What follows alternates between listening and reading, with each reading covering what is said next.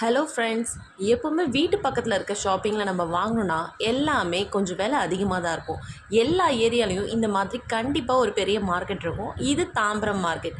So இங்கே எல்லாமே fruits, vegetables, flowers எல்லா திங்ஸும் ரொம்ப நல்ல ரேட்டில் கிடைக்கும். சூப்பராகவும் இருக்கும்.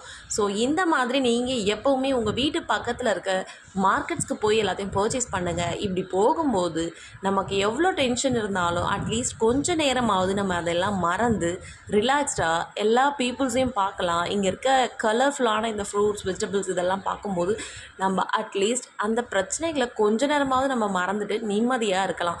இன்றைக்கி நாங்கள் போயிருக்கப்ப நிறைய ஃப்ரூட்ஸ் அண்ட் ஃப்ளவர்ஸ் எல்லாம் நாங்கள் வாங்கியிருந்தோம்.